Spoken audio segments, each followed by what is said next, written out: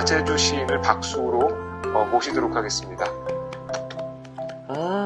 네. 장태순 교수님 감사합니다. 네.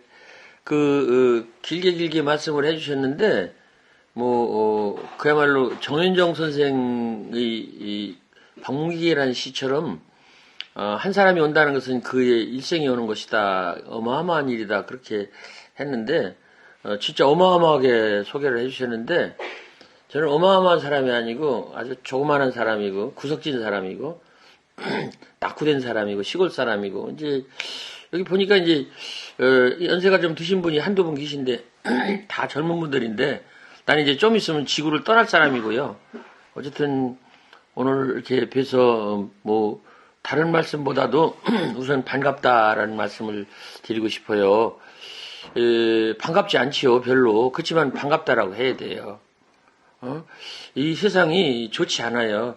그렇지만은 좋다고 생각해야 돼요. 안 하면 본인만 손해. 불꽃문학관에 꽃이 하나 폈어요. 다른 꽃이 아니고 모이꽃이 폈습니다. 이 모이꽃은 작년에도 제가 보긴 봤는데 올해처럼 유심하게 보지를 않았어요. 여러분 모이 아시죠? 모이는 이파리가 넓은 그런 식물인데 음지식물이죠. 어디나 그렇게 흔하게 자라는 식물이요. 특히 울타리 밑에서 자라는 식물인데 이 녀석이 벌써 꽃을 폈어요. 근데 이 꽃이면요 이파리가 있고 이렇게 예쁘고 그런 게 아니라 이 주먹진 것처럼 폈어요. 그것도 희한한 녀석이에요. 내가 한번 그려보려고 그럽니다. 이게 주먹쥐고 이렇게 푹쭉 나온 것 같이 꽃이 그래요. 그래서, 이 녀석이 겨울을 그렇게 이기고 제일 먼저 나오다 보니까 힘들어서 저러는 거 아닌가? 그런 생각을 하는데 벌써 모이꽃이 피고, 복수초가 요만큼 나왔습니다. 복수초, 얼음새꽃이라고 하는데, 그리고 이제 매화가 이렇게 봉우리가 맺혔고, 봄이 가까이 오고 있습니다. 그렇죠? 아직도 봄이 오지 않는다고 생각하면 그 본인만 봄이 오지 않는 거예요. 우리가요 생각을 좀 잘해야 돼요. 자꾸 긍정적으로 하고 앞당겨서 하고 좋은 쪽으로 해야지 나쁜 쪽으로 하면 점점 더 나빠진다니까요. 제가 우리 교수님 소개를 하셨는데 장 교수님 제가 43년 동안 선생을 했잖아요. 그것도 초등학생 선생. 굉장히 제가 비관론자라고 그럴까, 우울하고 짜증, 많이 나고, 신경질적이고, 그런 사람으로 43년을 살았습니다. 매우 마이너로 살았고, 매우 촌사람으로 살았고, 뒤진 사람으로 살았고, 기록을 보니까, 제가 63년도에 제가 선생을 시작했는데, 19이거든요. 근데 최인호 씨는 나하고 같이 45년생인데, 최인호 씨한테 미안해요. 이런 얘기를 해갖고, 최인호 씨는 그 해에 신춘문예 등단을 했어요. 나는 그냥 비리비리하니 시골에 가서 애들 가르치느라고 그냥 벌벌 떨고 있었는데 그때 벌써 19살에 그 사람은 시인이 됐어요. 아니 소설가. 그래가지고 같은 45년생으로서 그 최인호 씨한테 되게 내가 굉장히 쫄리고 기분도 얹지 않고 말이죠. 저 사람은 저렇게 저렇게 반짝이고 앞서 나가 있고 크고 화려하고 메이저인데 나는 뭐냐 그런 생각을 했는데 미안하네. 최인호 씨는 죽었잖아요. 근데 난 안 죽었으니까 이것만이라도 감사하다라고 생각합니다. 여러분 봄입니다. 나도 살을 테니까 너도 잘 살아봐. 이런 말씀을 먼저 드리고 싶어요. 너도 잘 살아. 그 말은 앞에 내가 잘 살겠다고 하는 다짐이 있는 것입니다. 너도 잘 살아. 왜? 봄이니까. 그렇죠. 봄이니까 우리가 살아야죠. 모이꽃이 이렇게 살려고 주먹 쥐고 나왔잖아요. 무슨 꽃이 그렇게 주먹을 쥐고 나와요? 아니 예쁘게 이렇게 이파리 달고 이렇게 나오는데 주먹 쥐고 나왔어요.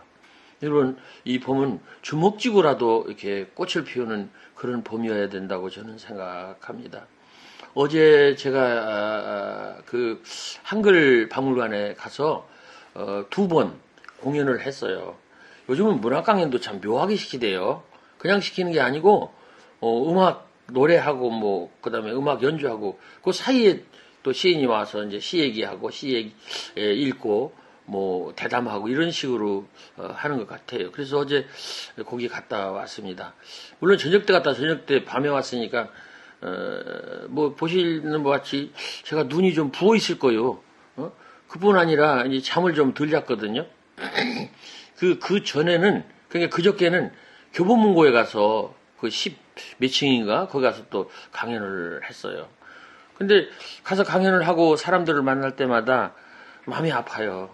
제가 마음이 아프다니까요. 왜 아프냐면 사람들이 다 힘들다고 그러니까. 나도 힘들어 죽겠는데 다른 사람이 다 힘들다고 그러니까. 그리고 뭘 놓고 가요. 편지를 놓고 가요. 그럼 보면 아주 구구절절히 하나도 버릴 말이 아니고 다 마음이 아픈 그런 아주 절실한 진실한 아주 그 필요적절한 아주 이런 말을 이렇게 잘 썼구나 이런 편지를 놓고 가세요. 그래서 저는 뭐 강연료를 안 받고 가는 건 아니지만은 강연료도 받고 가면 또 그렇게 그 사람들한테 좋은 아이디어 어떤 에너지 이런 것을 좀 얻고 그래서 가는 게 참 감사하다 그런 생각이 듭니다. 저는 조건이 안 좋습니다. 몸이 많이 아프고요 불편하고 그렇습니다. 그게 이제 아픈 데가 특별히 있기도 하지만 늙어서 아프기도 해요. 아침에 일어나면요 이 허리가 막 아파갖고 막 이렇게 허리 운동부터 하거든요. 한번 오래 살아보세요. 허리 아플 테니까. 다리도 아파요. 그리고 밥맛도 없어요. 여러분 고기 잘 드세요? 나는 고기만 먹으면 밤에 배가 아프다니까. 그래서 고기를 맘 놓고 못 먹겠어요. 그래서 나는 얘기를 합니다. 고기도 먹고 싶을 때 먹어라. 먹지 못할 때가 있다. 그런 얘기예요. 우리 아버지가 어머니가 옛날에 밥맛이 없다고 자꾸 그러세요. 그래서 무슨 밥맛이 뭐 그냥 밥맛으로 먹는 거냐 먹게 되면 먹는 거지. 그랬더니 제가 그런 생각을 해요. 그분들이 이때 내 나이 때 이랬구나. 그래서 내가 나이를 먹으면서 아버지 어머니 생각을 합니다. 추체험이지요. 미루어서 이렇게 내 나이 때 그분들이 그랬었구나. 그러면서 그때 내가 좀 알아드릴 걸. 응? 밥맛이 없다고 그럴 때 그러세요. 그러면 꼭꼭 씹어서라도 잘 드세요. 뭐 이렇게 말씀이라도 위로라도 해드릴 걸 그냥 코로 등댄 것이 좀 미안하고 그렇습니다. 조건이 안 좋죠. 안 좋지만은 제가 안 좋다고 자꾸 해봐야 무슨 필요가 있겠습니까? 그렇다고 무슨 무조건 좋다고 그러는 게 아니라 이제는요 세상을 거꾸로 이렇게 반대로 보려고 노력하는 그런 우리의 마음이 있어야 된다고 생각합니다. 이 세상 천국 아닙니다. 저도 천사 아니고요. 앞에 계신 분들도 천사 아니에요. 근데 내가 이제 보고 싶다고 그런 건요. 앞에 계신 분들이 천사이기를 바라면서 내가 보고 싶다고 그런 거예요. 얼마나 기분이 좋은지 모르겠어요. 이렇게 영상이지만은 이렇게 앉으셔서 턱이 고이신 고려정 씨 턱을 고이고 있는 저런 예쁜 처녀도 있고 머리카락도 기네. 이렇게 있잖아요. 이런 모습을 보면서 나에 대해서 이렇게 잘 집중해 주시고 들어주시는구나. 이게 굉장히 나한테는 큰 위로가 되고 힘이 되고 양식이 되고 그렇습니다. 여러분들도 그렇게 생각하세요. 우리가 천사가 아니에요. 근데 천사라고 생각을 하기를 바라는 거죠. 그렇게 노력을 해야 돼요. 이 세상 절대 천국 아닙니다. 그렇지만은 지옥이라고 생각해봐야 나한테 득되는 게 없어요. 근데 많은 분들이 자꾸 지옥이라고 생각하는 것 같아. 저도 그런 생각이 들어요. 내 마음이 지옥일 때 어떡할까? 있지요. 내 마음이 지옥일 때가 있어요. 그러면 내가 어떡할까? 지옥에서 빠져나와야죠. 지옥을 극복해야죠. 어떡하시겠어요? 지옥에 그냥 사시겠어요? 나와야지요. 나와야 돼요. 그럴 때 우리는 자기를 위로하고 자기를 축복하고 자기의 도움이 되고 하는 그런 많은 그 어떤 동아줄을 잡고 같이 그 지옥에서 탈출해서 가능하면 천국 같은 세상을 만들면서 사는 것이 좋지 않을까. 결코 천국이 아니고 결코 천사가 아니지만은 그렇게 꿈꾸면서 사는 것이 좋지 않을까. 디킨슨이라고 하는 미국 시인의 시에 보면은 정확하게 내가 문장을 외우지는 못하는데 이 세상 살아서 우리가 세상에서 천국을 살지 못하고 세상에서 천사를 만나지 못한다면 천국에 가서도 천국을 살지 못할 것이고 천국에 가서도 천사를 만나지 못할 것이다. 이런 말은 우리에게 엄청난 희망을 줍니다. 천국 아니에요. 그렇지만은 천국이기를 바라는 그런 마음이 우리를 조금씩 천국으로 이끌어가는 것이 아닐까 그런 생각이 듭니다. 우리가 천국으로 이사 간다면 틀림없이 그 천국이 우리 집 옆집으로 이사 올 것이고 천사도 따라서 이사 올 것이다. 그 시의 내용입니다. 그렇지요. 우리가 천국을 품고 살고 천국을 소망하고 천국을 실현하려고 노력하면 천국이 우리를 따라온다. 그런 얘기예요. 그럼 우리가 지옥을 자꾸 꿈꾸면 우리 자신이 지옥이 된다. 그런 얘기예요. 그래서 가능하면 좋은 세상을 꿈꾸면서 살아가는 우리들이 되고 특히 봄이 됐으면 좋겠습니다. 봄이라는 거는 매우 아름답지요. 시작이지요. 탄생이지요. 유소년기입니다. 유소년기. 얼마나 좋습니까? 그 유학의 그 사덕, 인의예지신으로 얘기하는 그, 인의예지로 본다면은, 제가 뭐 별로 알지는 못하지만은, 이 봄은 인의 세계입니다. 어질다. 그 숨어 있는 뜻은 여기 지관서 가라는 말도 참 좋네. 아주 좋네요. 저는 오늘 처음 들었는데, 지족지지만 제가 알았는데, 지관도 있구먼요. 멈춰서서 보라. 그렇죠.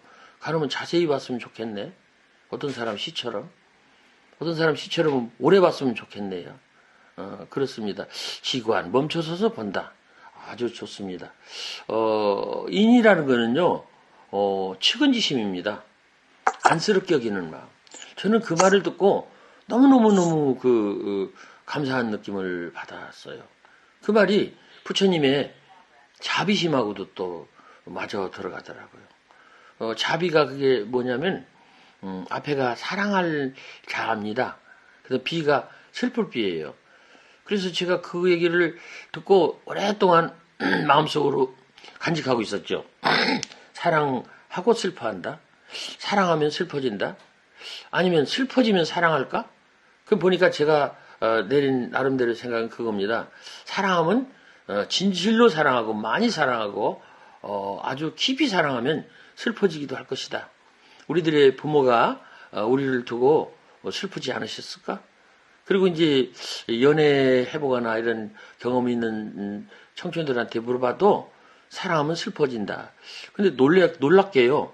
중학교 2학년 아이한테 제가 이 가을에 아직도 너를 사랑해서 슬프다. 이게 제 시거든요. 이 가을에, 제목이 이 가을에 아직도 너를 사랑해서 슬프다. 그걸 제가 읽어줬어요. 그랬더니 중학교 2학년 다니는 남자 학생이 알 것 같다 그래요. 어떻게 아냐? 그랬더니 걔가 그래요. 내가 지금 어떤 여학생을 좋아하는데 그 여학생이 나를 모른 척한다 이게요. 그래서 슬프다 그 얘기입니다.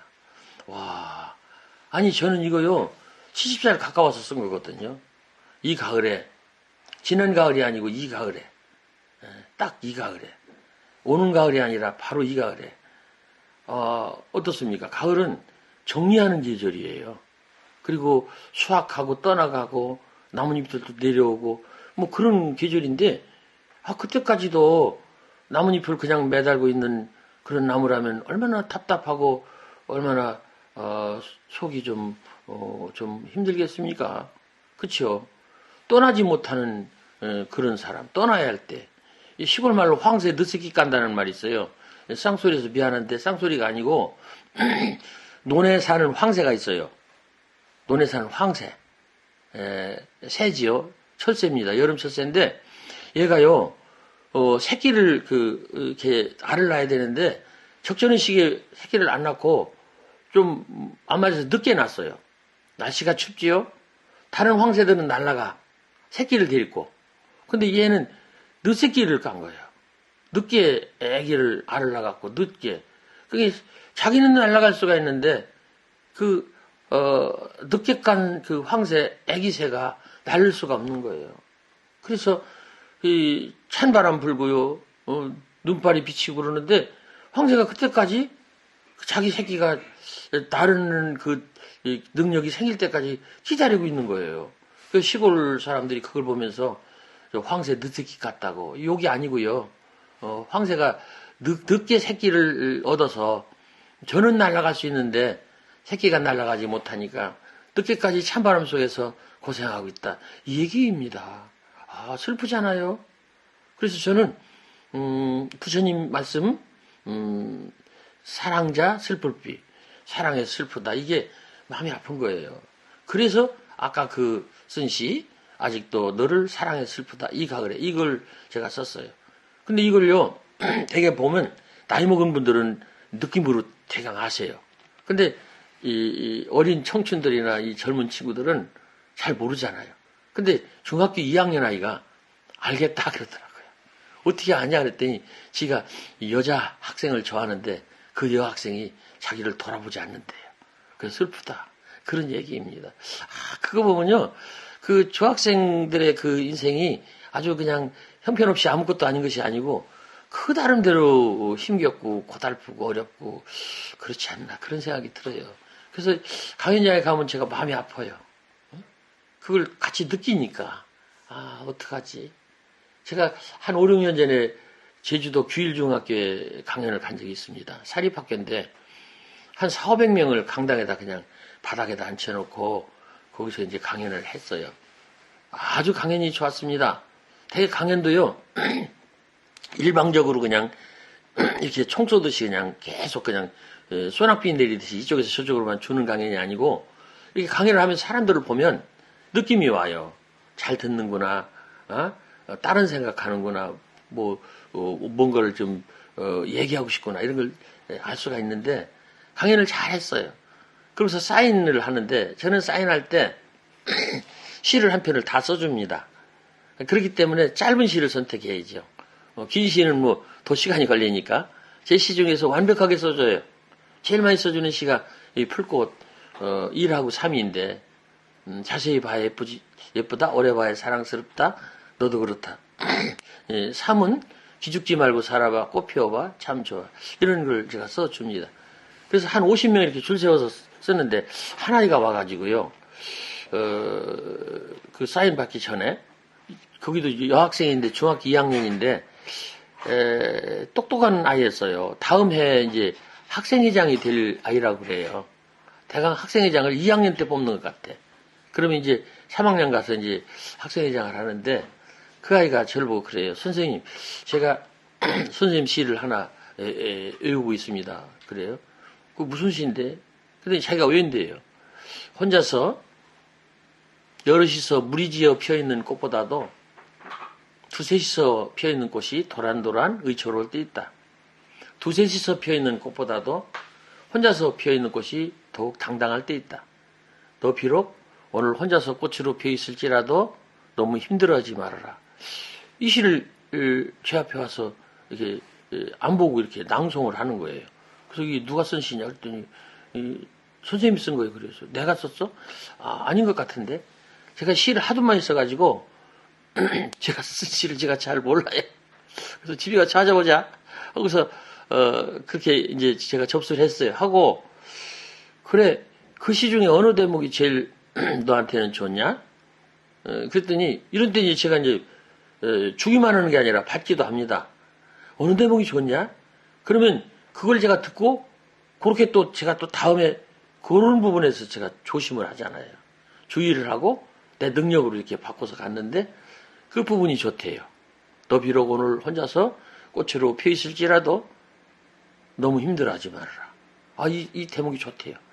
그렇게 한 번 더 하더니 얘가 제 앞에서 왈칵 울어요. 아니 중학교 2학년 학생회장으로 뽑힌 아이인데 제 앞에서 울어요. 그래서 힘드냐? 그러더니 예 우리 힘들어요 그러더라고요. 여러분 중학교 2학년 애들도 힘들답니다. 이런 세상이에요. 어떻게 걷어요? 힘들대요. 중학교 2학년 애들. 그 철없는 아이들. 응? 정말로 그 강연하는 사람들이 제일 싫어하는 애들이 중학교 2학년이거든요. 그냥 엉망진창이야. 여기 들으시는 분들 중에서도 선생님이 계신지 모르지만은 중학교 2학년 여기 있는 애기들 있는 엄마들이 계신지 모르지만은 아주 정말로 힘들어요. 그런데 바로 그 아이들이 강연을 들어야 될 아이들이 아니겠어요? 그래서 제가 이 문학관에서 우리 제 시간 조절하는 우리 직원이 있어요. 그분에게 제가 이야기를 합니다. 중학교, 고등학교에서 강연 요청 오면 많이 잘리지 말아라. 사실은 강연료하고 관계가 있어요. 중학교, 고등학교는 강연료를 많이 안 줍니다. 많이 안 줘요. 얼마라고는 얘기 안 할게요. 안 줄 수밖에 없어요. 저도 초등학교 선생을 했기 때문에 중등학교, 초등학교 교장이 줄 수 있는 맥시멈이 있어요. 최대한으로 줄 수 있는 돈이 얼마 있어요. 더 이상은 못 줍니다. 그렇지만 가야 되지 않을까요? 그렇게 너 비록 혼자서 꽃으로 펴 있을지라도 너무 힘들어하지 말아라. 이렇게 말하면서 우는 아이가 있는데 안 간다고 하면 되겠습니까? 저는 그렇게 생각해요. 이 가을에 아직도 너를 사랑해서 슬프다. 이런 시를 제가 60살 넘어서 70살 될 때쯤 쓴 시인데 이거를 이해하는 젊은 아이가 있는데 제가 안 가서 쓰겠어요. 그래서 저는 가겠다. 그렇게 얘기를 합니다. 힘들어요. 저도. 그 애들만 힘든 게 아니고 저도 힘듭니다. 저는 늙어서 힘듭니다. 우리 젊은 분들은 뭐가 힘들까? 돈이 없어서 힘들지 않겠어요? 그래요? 지위가 없어서 힘들지 않을까요? 자기 파워가 없어서 힘들지 않을까요? 자기가 바라는 그 목표나 도달하고 싶은 소망은 이렇게 높은데 자기가 가지고 있는 능력이 요만큼밖에 안 되니까 그 사이에 그 갭 때문에 그 브랭크 때문에 답답하고 어렵고 힘들고 억울하고 화가 나고 우울하고 짜증나지 않을까요? 저는 그렇게 생각합니다. 저는요 도달할 목표가 없어요. 저는 지금 이제 78세, 79세 그렇기 때문에 잘 정리하고 지구를 떠나면 됩니다. 아직 그 가고자 하는 것이 막막한 그런 사람들은 참 답답할 거예요. 저는 이렇게 생각합니다. 인생이라는 건 사막과 같은데 일단 지나온 사람한테는 적막하고 사막 앞에 선 사람한테는 막막하다. 저는 적막합니다. 인생이. 정말로 적막해요. 그래도 저는 이런 분들이나 앞에 계시니까 저는 그래도 덜 적막해요. 오늘 상당히 기분이 좋습니다. 어제 제가 늦게 왔대잖아요. 피곤하잖아요. 눈이 부었잖아요. 그래도 이렇게 계시니까 얼마나 좋은지 모르겠어요. 들어주시는 귀가 있다는 것이 들어주시는 분들이 멀리 있지만은 이런 기계를 사이에서 멀리서 이렇게 비대면이지만 계시다는 것이 참으로 감사하지요. 그런데 이것도 없는 우리 친구들은 적막하지요. 적막하다고요. 인생이라는 게 적막한 겁니다. 그렇다고 그만둘까요? 그래도 살아야 돼요. 근데 그 사막 앞에, 인생이라고 하는 사막 앞에 이렇게 떠나려고 준비하는 사람은 막막합니다. 저걸 어떻게 내가 다 건너가지? 미리미리 지레 겁이 나고 지레 기가 죽는 거예요. 지금 젊은 청춘들은 그렇지 않나 저는 싶어요. 저 자신이 그랬으니까 어떻게 저걸 다 하지? 제가 아까 교수님 장 교수님 책을 그렇게 많이 냈다고 그러는데요. 저 그렇게 내려고 생각해서 낸 게 아니라 어쩌다 보니까 그렇게 된 거예요. 사막 우리가 건너가려고 해서 그냥 의식적으로 건너간 게 아니라 어떤 때는 졸면서도 가고 넘어지면서도 가고 기어서도 가고 하다 보니까 사막이 끝난 거예요. 근데 보니까 그 사막이 그리워지더라. 그렇잖아요. 다시 가고 싶진 않아요. 다시 갈 수도 없고. 그래서 나는 사막 끝에 와서 이제 집으로만 들어가면 됩니다. 근데 집을 나서서 등을 치고 사막을 건너서 자기 집을 찾아가는 우리 청춘들, 젊은이들은 막막할 거예요. 그래도 나는 가보시라고 말씀을 드리고 싶어요.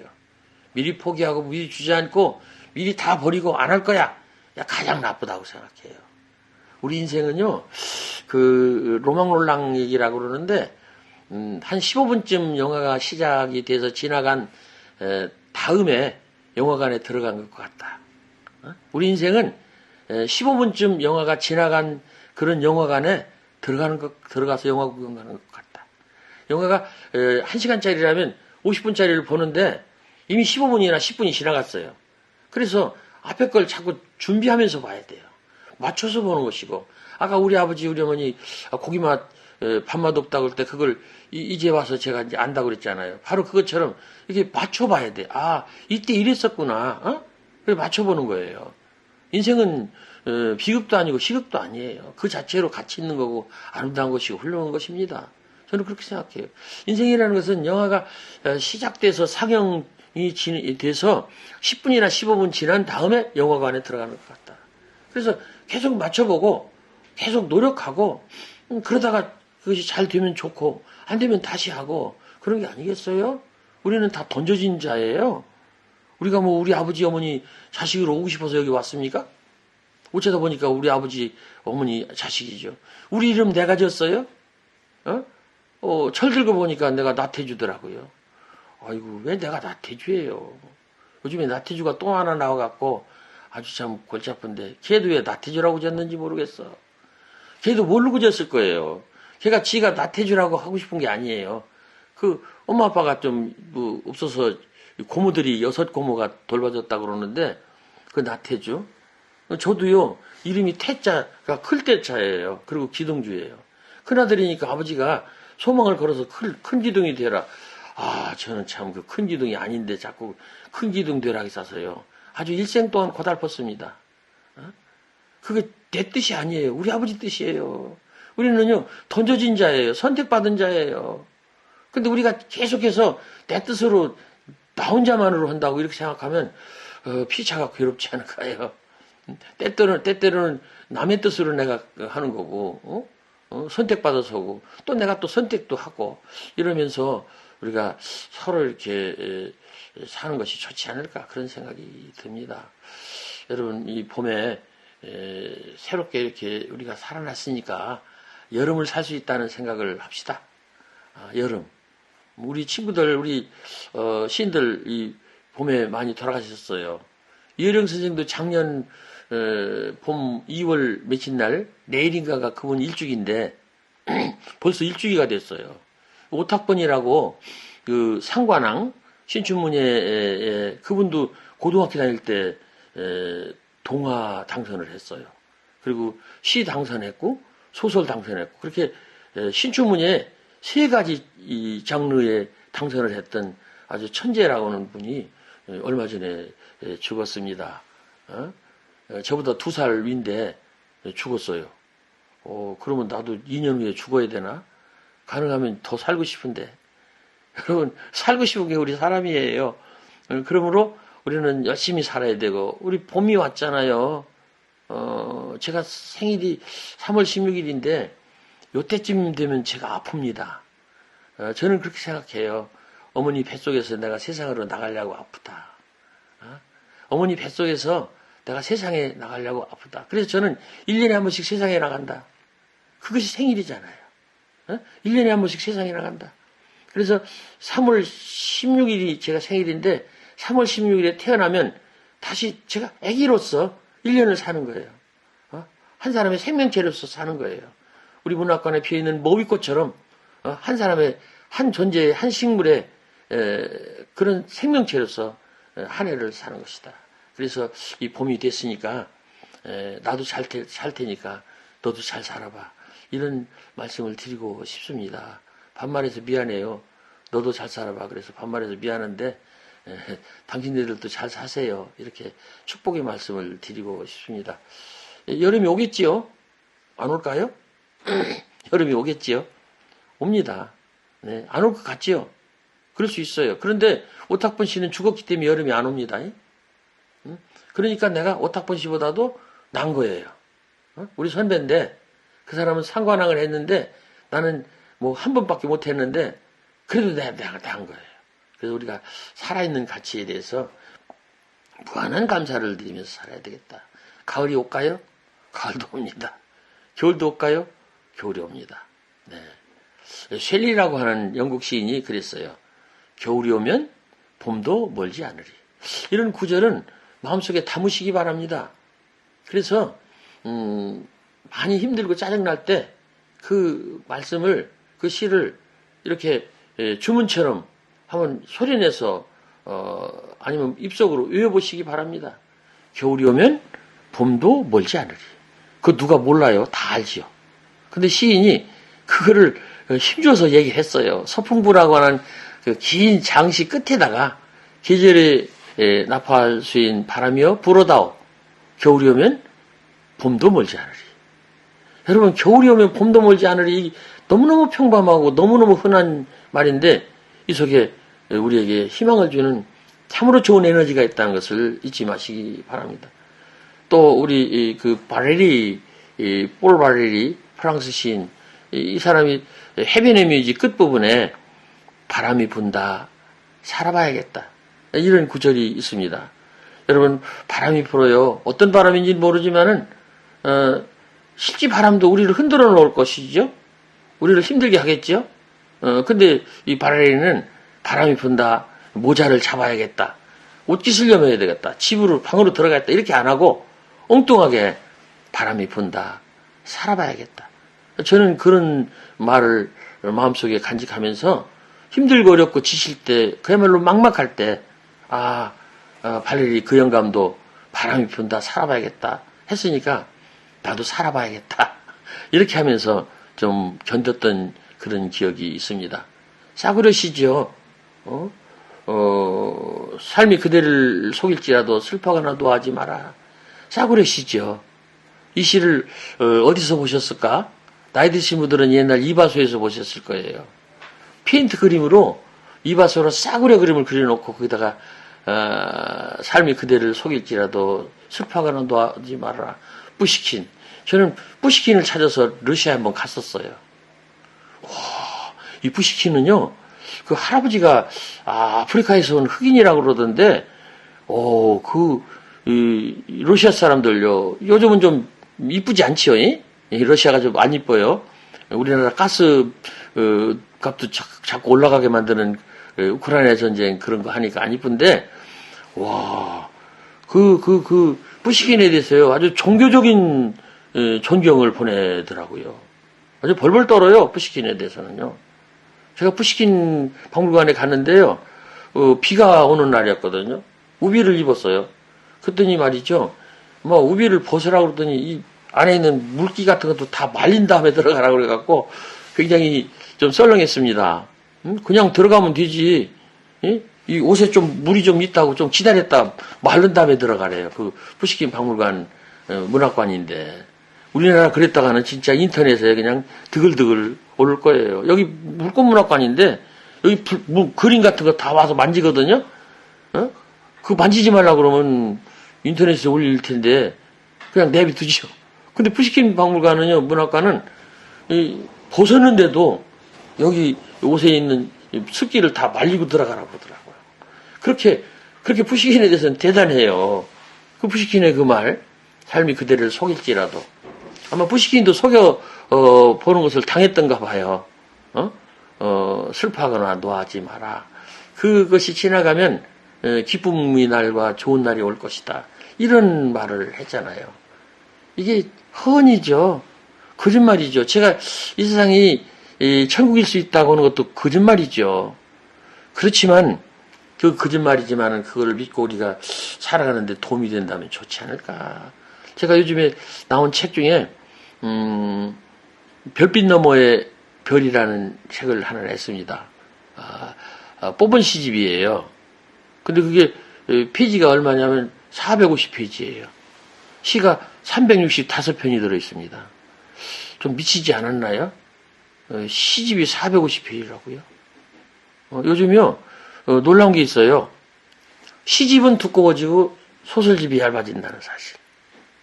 이거 출판사에도 잘 모르더라고요. 여러분, 왜 그럴까요? 젊은 분들한테 이유가 있어요. 핸드폰에 이유가 있어요. 지금은 무슨 토지나 이런 것처럼 10권, 20권짜리 읽어낼 젊은이들이 없습니다. 읽으라고 해도 안 돼요. 젊은이들한테 주먹질하면서 종주먹대면서 10권짜리 읽어라. 그럴 수가 없어요. 그럴 필요도 없고요. 우리 핸드폰이 그걸 바꿔줬어요. 그래서 소설이 자꾸 얇아집니다.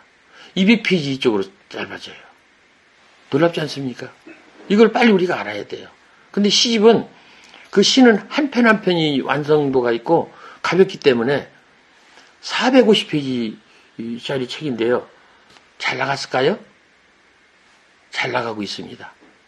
책 선전하는 것 같아서 미안한데 이게 얼마 나가느냐면요. 지금 10,000부 찍었어요. 한 일주일, 한 보름도 안 됐는데 10,000부를 찍었다니까요. 그러면 출판사에서는요. 일단 10,000부만 찍으면 만세 부르는 거예요. 절대로 손해 안 봅니다.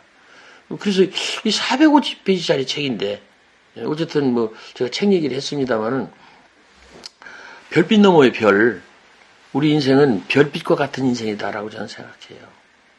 별빛은 가짜입니다. 가짜지요. 몇 억광 년 전에 저 우주의 어떤 물체가 보낸 것이 오면서 없어진 건 아니지만 있긴 있는데 우리가 가짜를 보는 거예요. 그걸 우리가 한사코 별이라고 우기는 겁니다. 근데 진짜 별은 별빛 너머에 어딘가에 있어요. 그러면 없다 그럴까요? 저는 있다고 생각합니다. 별빛을 보면서도 별을 우리가 꿈꿔야 된다고 생각해요. 그리고 인정해야 돼요. 우리가 사는 게 늘 꾸지꾸지하고 참 찌질하고 좀 그래요. 그렇지만은 우리 인생을 그냥 다 그렇다고 그냥 다 내려버릴 수는 없다 그런 소리예요. 우리가 좀 부족하고 우리가 모자라고 여러 가지로 우리가 마이너 있고 실패가 있고 뭐 불편한 점이 있지만은 언젠가는 우리가 별빛 너머의 별을 볼 수가 있고 더 나아가서 우리 자신이 별빛 너머에 진짜 별이 될 수 있다는 사실을 믿어야 됩니다. 안 믿으시겠어요? 그러면 안 믿는 사람만 손해입니다. 믿어보십시오. 안 되면 본전이죠. 안 되면 본전 아닙니까? 되면 좋고요. 저는 사실은 우리 집 같은 그런 자갈바탕에서 내가 어떻게 그렇게 시를 썼을까 그런 생각을 해요. 우리 아버지 우리 어머니 절대 제가 시 쓰는 걸 원하지 않았어요. 사범학교 졸업하고 선생을 했는데 빨리빨리 봉급 타서 모아서 논 사달라 그랬어요. 저보고. 근데 제가 돈을 사드릴 수가 없었어요. 사드리고 싶지도 않았고 왜냐하면 나 쓰기 혼자 쓰기에도 돈이 부족한데 어떻게 우리 아버지 돈을 사드려요. 그래갖고 우리 아버지가 정말로 가지 말라는 길로 저는 갔어요.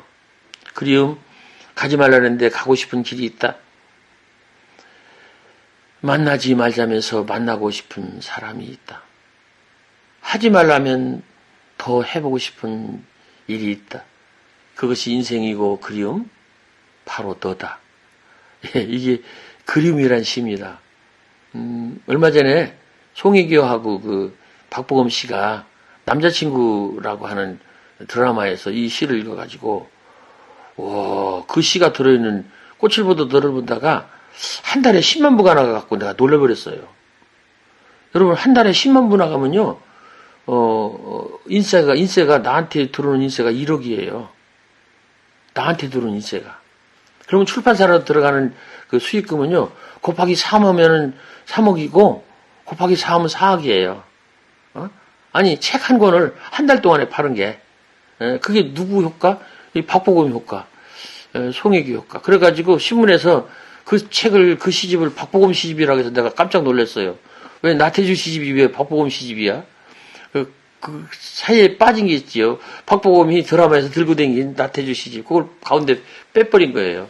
그러고서 이제 박보검 시집 그랬는데, 그렇죠. 하지 말라는데 하고 싶은 일이 있죠. 우리 아버지 앞에서 제가 그랬습니다. 가지 말라는데 가고 싶은 길이 있죠. 만나지 말라고 거면 더 만나고 싶은 사람이 있죠. 그래서 제가 생각했어요. 그것이 인생이고 그리움. 바로 너다. 실제는 제가 우리 아들을 보고서 써준 시예요. 우리 아들이 나한테 그야말로 부처님 아들도 이름이 라후라라고 그러는데, 근심의 씨앗, 짐덩어리, 고난의 씨앗, 근심의 씨앗. 그게 부처님이 아들 이름을 지어준 라후라라는 그 이름의 뜻이래요. 그래서 우리 아버지한테 내가 얼마나 큰 심덩어리였을까. 아이고 저거 말이죠. 차라리 네가 하느니 내가 하겠다. 우리 아버지가 그랬을 거예요. 키도 작지, 달리기도 못하지, 글씨도 잘못 쓰지. 퀴끼야 내가 해줄게. 그러나 제 인생이잖아요. 제가 교장을 했어요. 초등학교 교장을 했는데 제일 첫 번째 오시라고 온 분이 우리 아버지입니다. 우리 아버지가 선생을 하고 싶었으나 못하셨어요. 그렇지만은 제가 교장을 했는데 하고 나니까 이런 생각이 들더라고요. 교장을 했으면 내가 한 거지 우리 아버지가 했나? 그렇잖아요. 우리 아버지는 교장 아버지지 교장이 아니에요. 그래서 마음이 아프더라고요. 그래도 아버지 오세요. 그랬더니 모시옷 입고 어머니랑 오셨어요. 여름인데 9월 1일자 제가 발령입니다. 그래서 교장실에 오시라고 해서 의자에 한번 앉아보세요. 이게 제가 교장인 제가 앉는 의자입니다. 누군가가 비껴주고 간 의자예요. 새로 사지 않았으니까. 나는 그 기관장이나 이런 사람들 집기 바꾸는 거 보면 진짜 웃기대. 그걸 왜 바꿔요? 의자 밑이가 다 부서져 갖고 주저앉았으면 모르거니와 그냥 10년, 20년 써요. 그러면 더 전통 있고 더 좋지 않을까요? 이게요, 시장들도 이게 20년 동안 쓰던 의자를 내가 계속해서 앉는다. 어쩔래? 얼마나 좋잖아요. 근데 새로 갈았다. 어쩔래? 이거는 좀 아닌 것 같아요. 저는 스님들이 그 기워진 옷을 이렇게 입고 다니시잖아요. 성철 스님도 막 기운 누덕누덕한 누더기를 입고 다니시잖아요. 그게 멋으로 입고 다니는 게 아니고 자기에 대한 그 캐리어를 말해주는 게 아닐까. 그런 생각을 해요. 여러분 이것도 굉장히 큰 거예요. 이 큰 것이 좋다는 생각을 해야 됩니다. 그 속에서 인생의 보람과 가치를 느껴야지 늘 새것, 큰 것, 비싼 것, 뭐 이런 거 하다 보면 우리는 여지없이 불행하지 않을까 그런 생각이 듭니다. 어쨌든 우리 아버지 그렇게 제가 교장이 되는 것을 소망을 했어요. 아버지 앞에 아들은 늘 부족한 자이지요. 근데 저 앞에 또 우리 아들도 이렇게 제가 만족하지 않고 좀 답답해요. 그래서 그 시는 우리 아들한테 제가 써준 시예요. 그런데 돌아서서 보니까 이게 우리 아버지가 나한테 했을 말을 내가 우리 아들한테 하더라고요. 이게 참 어쩐 일인지 모르겠어요. 실제는 내가 우리 아들 보고 했는데 가만히 생각해보니까 우리 아버지가 나한테 한 말이더라고요. 너는 왜 애비가 시키지 않는 일만 하냐? 응? 왜 네가 가고 싶은 데로만 가냐? 이런 생각을 하면서 마음이 아픕니다. 여러분들도 혹시 마음이 아플지 모르지만 이게 사랑해서 슬픈 게 아닐까 그런 생각을 합니다. 봄입니다. 우리 다 살아보고 여름 충분히 있고 겨울 충분히 올 것이고 가을도 올 것이고 이래서 1년이 약속됐으니까 1년을 좀 잘 우리가 살도록 노력하고 함께 했으면 좋겠습니다. 저를 보고 뭐 풀꽃이라는 시를 쓴 시인이라고 해서 풀꽃시인이라고 그러는데 그게 제가 지은 이름이 아닙니다. 독자들이 지어주신 이름이에요. 사실은 풀꽃이라는 시가 20넉자밖에 안 돼서 나는 다른 시가 내 대표작으로 좀 얘기가 됐으면 좋겠는데 다른 사람들이 풀꽃이 나태주의 대표작이라고 그러면 저는 또 어찌 할 수가 없어요. 던져진 거지요. 우리는요 자기 스스로 다 잘할 수가 없어요. 다 모든 걸 자발적으로 자기 뜻으로만 할 수가 없어요. 다른 사람들이 저를 보고 풀꽃시인이라고 그러니까 하지마 이렇게 말 못하는 것입니다. 그렇죠? 이게 중요한 겁니다. 세상이 바뀌었다는 것을 우리가 인정하고 넘어가야 된다고 생각해요. 옛날 제가 60년대 시를 배울 때는요. 시인의 대표작을 시인이 지정을 했어요. 연역적 방법입니다. 시인이 이것은 내 대표작입니다 라고 지정을 했어요. 근데 지금은 아닙니다. 독자들이 당신의 대표작은 이겁니다 라고 말하는 귀납적 방법으로 바뀌었다는 사실을 우리가 기분이 나빠도 받아들여야 돼요. 그렇잖아요? 아니 지자체 시장이나 군수 뭐 시의원 이런 사람들 자기가 혼자서 그 자리에 앉습니까? 유권자들이 뽑아줘야 하는 거 아닙니까? 시인도 제일 중요한 것이 독자의 호응을 받는 거예요. 독자의 지지를 받는 거예요. 에머슨이라는 사람이 인생의 성공이라는 것은 젊은이의 지지를 받는 것이라고 하는 그런 구절이 숨어 있을 텐데 그것처럼 지지를 받아야 돼요. 그렇지 않으면 쓸 땅이 없습니다. 이제 세상이 바뀌었어요. 야, 나 따라서 해. 그런 건 없습니다. 그거는 없어요. 나 따라서 해. 너 혼자 가. 그렇지. 누가 따라가겠어요? 우리는 전철을 붙어 있는 무슨 연결된 그런 차들이 아니에요. 우리 자신들이 한 사람 한 사람 다 고귀한, 아주 유아독전 훌륭한 존재예요. 좋든 나쁘든 간에 그렇다고요. 그렇기 때문에, 다른 사람을 인정하고 그 사람이 또 나한테 인정을 할 때 내가 진정한 내가 된다라고 저는 생각합니다. 꽃을 보도 너를 본다라는 책이 지금 현재 한국에서 70만 부가 나갔고 일본에서 10만 부가 나갔거든요. 서울에 있는 그 번역원이나 이런 친구들 참말로 나는 참 그런 사람들이 왜 있는지 모르겠어. 나 대놓고도 했어요. 다른 사람 어떤 사람은 20권도 해줬더만 나태주는 한 권도 안 해줬어요. 제가 뭐라 했어요. 왜 난 안 하냐? 제가 신입 회장할 때 직접 회의에 들어가서 그 번역원장이 왔더라. 그래서 당신네들 뭐 하는 거요? 여기 자료 보니까 내가 얘기는 않지만은 어떤 사람은 20권도 해줬더라. 한 사람을. 근데 나태주는 한 권도 안 해줬어요. 그런데 일본에서 나갔다는 그 책은요. 번역원에서 나간 책이 아니에요. 에이전시 광고회사에서 저희들이 돈 벌기 위해서 일본 사람이 와서 섭외해서 갔다가 인쇄를 했는데 10만 부 나갔어요. 일본 사람들한테. 그래서 토탈 80만 부 나간 책이 있습니다. 책 선전은 건 아니고 팔릴 만큼 이제 팔렸으니까 뭐 대충 그만 팔았으면 좋겠는데 출판사에서는 아닌가 봐. 계속 더 팔았으면 좋겠던가 봐요. 어쨌든 그런 책이 있는데 그 책이 꽃을 보도 너를 본다입니다. 제목이 알려줘요. 꽃을 보도 너를 본다. 꽃을 보도 나를 봐라가 아니고 너를 본다는 겁니다. 그래서 사람들이 기분이 좋은 거예요. 기분이 좋은 거예요. 내가 시인이 하여튼 시골 무지랭이 시인이지만은 꽃을 보도 당신을 보겠다 그런 소리예요. 지금 본다는 겁니다.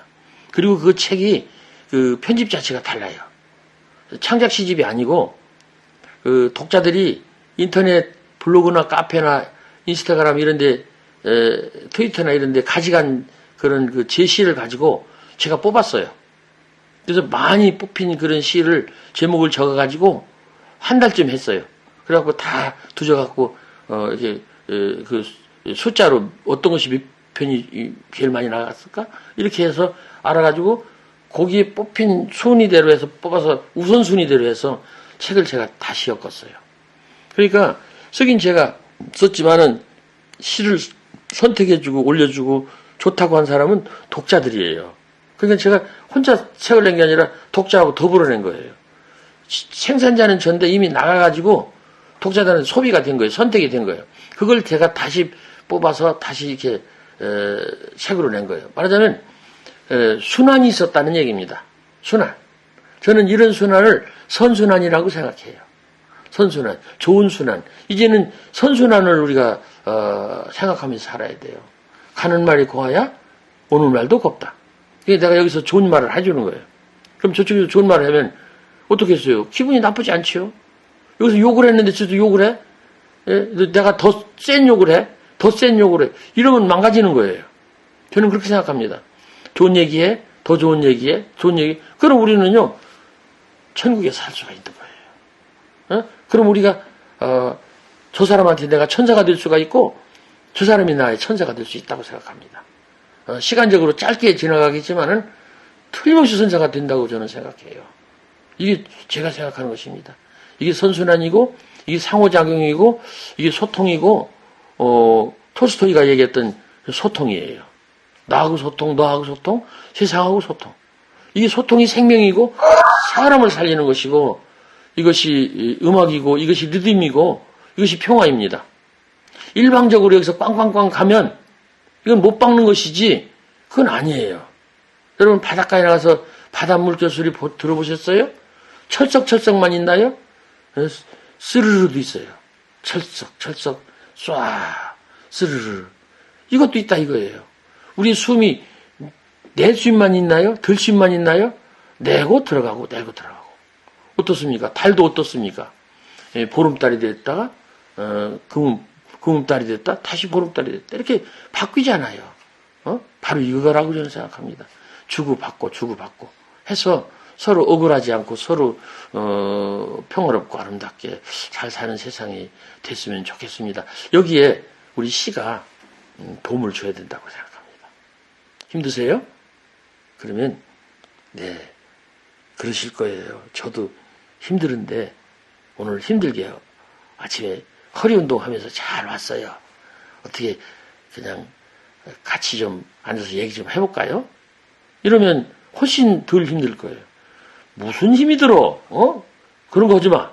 하나도 안 힘들어. 너 애들 아니야. 이렇게 하면요, 힘이 새는 거예요. 저는 그렇게 생각합니다. 이 꼰대라는 말도 젊은이들이 많이 하는데, 나이 드신 분들이 꼰대라는 말 들으면 안 돼요. 애들이 줄임말을 쓰고 그럴 때, 야, 왜 그렇게 줄임말 써? 그건 아니에요. 우리들도 젊었을 때 줄임말 썼어요. 그래서 자꾸 배우고 묻고, 그럴 필요가 있어요. 컴퓨터도 묻고, 핸드폰도 묻고, 이래서 자꾸 같이 가는 그런 우리들이 어른들도 됐으면 좋겠습니다. 라떼라는 말도 비참한 불편한 말입니다. 그리고 금수저라는 말도 이것도 없어질 말이에요. 그런 거 만들어갖고 사람들을 기죽이면 어떡합니까? 금수저가 어디 있어요? 나는 은수저가 있는 건 아니지만 금수저는 내가 보지도 못했어요. 괜히 그런 걸 만들어갖고 사람 기죽이고 말이에요. 기분 나쁘게 하고 말이죠. 저만 기분 좋은가? 그런 세상은 없는 거예요. 메르켈 총리가 동독 출신이시고 그 십몇 년 동안 독일 총리를 하고 세계적으로 가장 지도력이 높은 유럽에서 대통령을 전체적으로 이렇게 통틀어서 터놓고 국경을 터놓고 대통령을 뽑는다면 프랑스 대통령 마카롱인가 과자 이름 같긴 한데 마카롱보다도 더 많은 투표를 할 수 있는 사람으로 꼽히는 사람이 메르켈 총리잖아요. 여잔데. 그 사람이 이런 말 했어요. 우리는 항상 타인 시각으로 세상을 볼 때가 되었다. 우리는 항상 타인 시각으로 세상을 볼 때가 됐다. 자꾸 자기 시각으로 세상을 보니까 불행하고 짜증나고 화나고 억울하고 속상하다 그런 생각입니다. 타인 시각으로 세상을 볼 때가 됐다. 우리는 항상 한 번만이 아니라 항상 다른 사람의 눈길로 다른 사람의 시선으로 세상을 보자. 나는 저 사람들이 어떻게 볼까? 이렇게 생각하면서 자기도 옷깃을 여미고 머리도 좀 빗고 이렇게 할 필요가 있다 이거예요. 내가 좋은데 수염 그러고 보니까 오늘 수염 안 깎았네. 미안해요. 이거 깎았어야 되는데 이거 며칠 안 깎으면 저도 이게 수염이 나온다니까요. 근데 신수염이 나와요. 아주 기분 되게 나쁘다니까. 여러분 많이 들어보세요. 신수염이 나와요. 아니 눈썹도 흰 눈썹이 나오고요. 속눈썹도 휘어지고요. 어쨌든 우리가 좀 다른 사람을 위해서 우리 자신도 이렇게 잘 세상을 바라보는 그런 노력이 있어야 되지 않을까 싶어요. 저는 52년 시를 썼어요. 근데 아까 장 교수님 말씀하셨는데 한 40년은 정말로 안 알아주는 마이너의 시인이었어요. 그렇다고 제가 지금 메이저 시인이라는 건 아니고 어쨌든 요즘은 좀 책이 좀 나가는데 책을 너무 많이 나가갖고 내 책끼리 다퉈 사서 내가 좀 속상하다니까요. 내 책끼리 다퉈요 서로. 그러니까 어떤 책은 하나는 피해를 입는 거예요. 근데 어떻게 할 수가 없어요. 내가 낸다고 한 게 아니고 출판사에 지들이 낸다고 했으니까 그냥 내비두는 거예요. 내 뜻이 아닙니다. 내 뜻이 아니에요. 시를 쓴 것은 내 뜻이지만은 책을 내는 것은 내가 낼 수가 없어요. 내가 재벌이 아니기 때문에. 그래서 그렇게 많이 내는데, 이것도 사실은 제가 후반부에 늙어서 그것도 62세 정년을 하고 나서 16년 동안 지금 17년째 살고 있는데, 그런 동안에 다른 사람 생각을 하면서 시를 써서 그러지 않을까. 너무 잘하려고 애쓰지 마라. 이거 작년 6월 달에 냈는데요. 10만 부 나갔어요. 그거 미치지 않았나요? 9번 찍었어요. 9번이요. 작년 6월 달에 찍었는데 10만 부 나갔어요. 출판사에서 되게 좋아하지요. 10만 부. 그 시기 나가는 게 아닙니다. 창작 시집인데 그 제목 때문에 나간 거예요. 내가 잘해서 나간 게 아니고 너무 잘하려고 애쓰지 마라. 오늘날 사람들이요. 다 이 잘하는 것 때문에 기 가지고 있어요. 근데 이 주마가편이라는 말이 있는데 잘하고 있는데 자꾸 잘하라고 그러니까 미치고 팔딱 뛰는 거예요. 우리 애들도 좀 덜 볶읍시다. 우리 자신도 좀 덜 볶읍시다. 교수님도 지금 잘하고 계시니까 너무 잘하려고 하지 마세요. 아주 최선을 다 하신 거고, 아까는 그 칸이 반짝반짝 했는데 지금은 아주 밝게 잘 나옵니다. 그 기계도 잘하고 있으니까, 기계한테도 뭐라고 하지 맙시다. 그래서 우리가 최선을 다해서 지금 잘하고 있으니까, 앞으로 더 잘할 생각을 하면서, 긍정적으로 선순환을 생각하면서, 나한테만 잘하는 게 아니라 남한테도 잘하는 우리들이 된다면 조금 좋지 않을까, 그런 생각이 듭니다. 질의응답, Q&A를 좀 하고 싶습니다. 하기 전에 시 몇 편을 그냥 무작위적으로 제가 외우고 있는 시 몇 편을 읽어드리고, 일단은 제가 여기 물이 있는데 물을 좀 먹으려고 합니다. 시 몇 편만 읽어보도록 하겠습니다. 아까 꽃을 보도 너를 본다라고 하는 시집 제일 앞에 있는 시가 있어요. 근데 그 시는 참 이상한 시인 것이 4줄짜리 시입니다. 제가 쓸 때는. 그리고 막동리 소묘 72번인가 이렇게 번호를 붙인 시예요. 근데 제목을 얘기했잖아요. 내가 너를. 근데 그 제목을 내가 붙인 게 아니고요. 어떤 독자가 그 시집에서 뽑아다가 제가 제목 붙이고 4줄짜리인데 12줄인가 그래서 연과 행을 바꿔갖고 자기 멋대로 이렇게 만들어갖고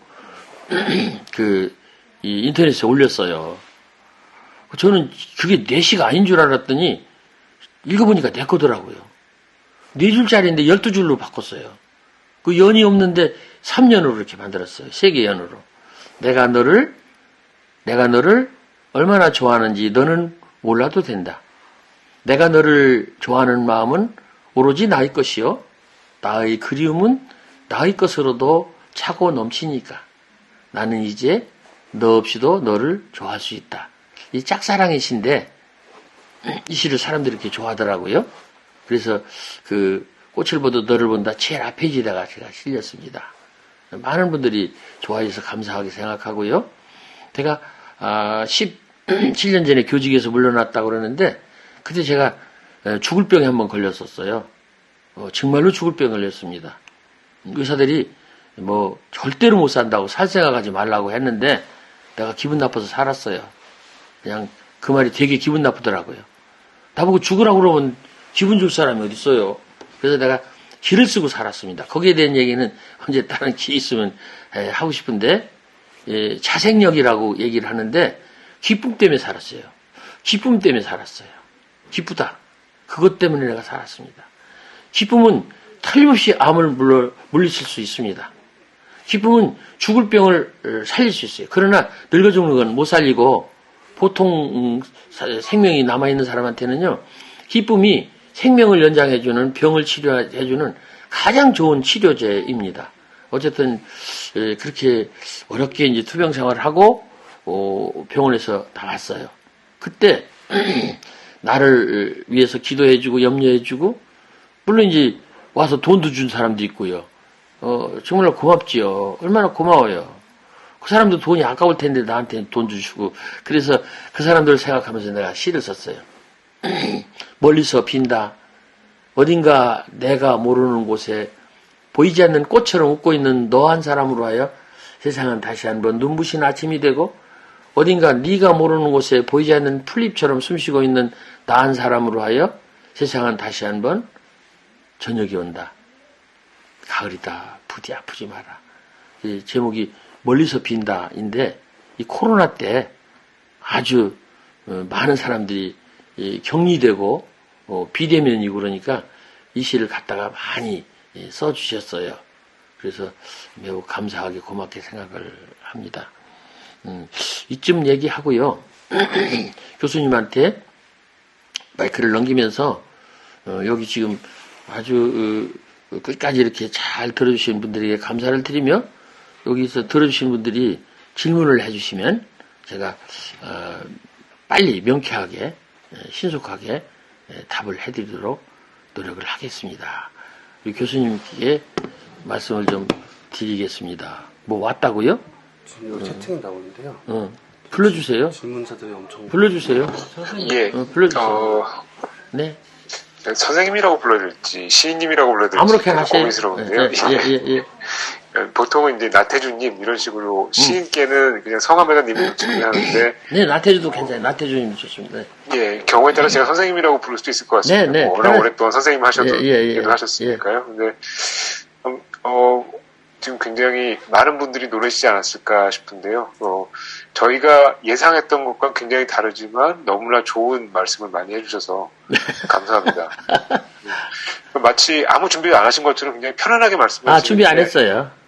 근데 내가 준비해요. 내가 준비고요. 인상적인 말씀을 많이 해주셔서요. 네. 이분은 삶이 그냥 말씀이 시구나 이런 생각을 많이 하게 됐습니다. 정말 인상적인 말씀 많이 해주셔서요. 뭐 예를 들면 인생은 이미 상연된 지 시작된 지 10분 내지 15분 지난 영화관에 들어가는 것 같다라는 말씀도 아주 인상적이었고요. 그리고 계속해서 이제 계절 말씀하시면서 겨울이 지나면 봄이 온다 뭐 이런 말씀도 하셨고 별을 보면서 또 별을 꿈꿔야 된다는 말씀도 굉장히 인상적이었고요. 그러니까 아마 지금 같이 들으셨던 모든 분들이 다 굉장히 인상적인 한 말씀 한 말씀에 대해서 다 제가 뭐 말씀드리기가 너무 어려워서 그러면 지금 말씀하신 것보다 더 많은 시간이 갈 것 같아서 너무나 인상적이었다는 말씀만 드리겠습니다. 감사드립니다. 지금 어떤 분께서 화면 공유를 해주신 것 같은데요. 네. 뭐 상관없긴 합니다만 뭐 꺼주셔도 될 것 같습니다. 어떤 분이 공유해 주셨는지 잘 모르겠습니다만 수산님께서 화면을 공유해 주셨네요. 예쁜 컴퓨터 작가님이라 보입니다. 네, 그리고 아마 시집을 보여주시려고 하신 게 아닌가 싶었는데 화면 공유 꺼졌습니다. 지금 말씀해 주신 것처럼 많은 분들이 질문을 해주셨어요. 네. 읽어주신 시도 있었고 여러 가지 좋은 말씀도 있으셨는데 더 궁금하신 게 있으셨던 것 같습니다. 아까 제가 본 것 중에서 이제 첫 번째 질문은요. 여러 가지 좋은 말씀 감사합니다. 나이가 들수록 시가 좋아지고 있습니다. 선순환 100% 공감합니다. 이런 말씀해 주신 분도 계시고요. 평범한 일상 속에 숨겨진 보물찾기 같아서 좋다. 이런 말씀도 해주셨고요. 근데 어떤 분께서 이런 질문을 해주셨습니다. 유퀴즈 온 더 블럭이라는 방송에 나오셨었는데 거기서 귀신을 보신다는 말씀을 해주셨는데 그런 경험이 있으셨는지 여기에 대해서 여쭤보셨습니다. 귀신을 보는 게 아니고 느끼는 겁니다. 제가 퇴마사하고도 여러 번 얘기를 했는데 제가 귀신을 봤냐 그랬어요. 그 방송에서는 어떻게 나왔는지는 모르지만 귀신을 보느냐 그랬더니 느낀다 그러더라고요. 여러분 영화 보면 영혼과 사랑인가? 고스트 영화, 데미모어 나오는 영화 보면 귀신이 이렇게 느껴지잖아요. 그래서 빙의 돼서 사람이 이제 다른 사람한테 이제 들어가 갖고 이렇게 몸을 빌리는 그런 장면도 나오고 그러는데 그것까지는 모르겠고 제가 두 사람한테 물었는데 귀신은 느껴진다 그래요. 느껴진다. 그게 느낌이 굉장히 중요하죠. 그런 얘기를 하고 저도 귀신을 느끼긴 합니다. 때때로 느끼죠. 느끼는데 내가 더 강하면 귀신이 이렇게 가까이 오다가 가요. 내가 귀신보다도 강한 사람이 되면 이렇게 생각하면 돼요. 내가 귀신이다 어쩔래? 이러면 안 와요. 내가 벌벌 떨으면 와요. 귀신은 어떤 사람한테 오느냐면요. 약하고 벌벌 떨고 막 겁내고 이런 사람한테 옵니다. 우리 가족 중에 들어올 수도 있어요. 그때 그 가족이 나한테 사탄이 될 수가 있어요. 그때 그 가족을 거기서부터 건져줘야 돼요. 때때로 나는 이런 생각을 해요. 내가 우리 부모한테 사탄이 된 적이 없을까? 여러분 죄 짓는 사람들이요. 자기가 무슨 짓을 하는 줄 알면 죄 안 지어요. 특히 사고 치는 사람, 돌멩이 들고서 내리치는 사람, 너 지금 뭐 하고 있어? 그 사람은요, 그 순간은 다른 어떤 기운에 쓸려가지고 자기도 모르고 하는 거예요. 근데 너 지금 뭐 하고 있어? 돌멩이 들고 있지? 그거 갖고 어떻게 하려고 그래? 그러면 내가 돌멩이 들고 있네. 놀 거예요. 근데 모르고 하는 거예요. 모르고. 그렇다고 잘했다는 건 아니에요. 다른 기운이 우리한테 와가지고 우리를 바꿔놓는 거예요. 우리가 자꾸 그렇게 나쁜 기운에 휘둘리지 않으려고 노력을 해야 돼요. 그래서 좋은 시 읽고, 그렇다고 나태주 시 읽으라는 게 아니고, 좋은 시 읽고, 우리 마음속을 좋은 기운으로 자꾸 채워야 돼요. 그리고, 웃으세요. 그러면 허리 아픈 것도 좀 낫고요. 당장 난 게 아니고 좀 도움이 됩니다. 나는 사람들만 보면 안 아프네. 예? 사람들 보면 기분이 좋아요. 이 우울증의 특징이 뭔지 아세요? 사람을 만나기 싫다예요. 그러면 우울증 시초가 되는 것입니다. 그래서 사람하고 만나는 걸 좋아하고 어린 사람 좋아하고 칭찬해주고 나눠주고 같이 하고 그랬으면 좋겠습니다. 네. 또 감사합니다. 말씀하시죠. 네. 귀신이라는 게 나쁜 기운이고 예. 약한 사람에게 귀신이 그렇죠. 들어오니까 예. 네. 좋은 기운으로 자신을 가득 막아야- 채우는 게 좋다. 막아야 이런 된다. 말씀입니다. 이 있잖아요. 농사를 짓는 방법이 두 가지 있어요.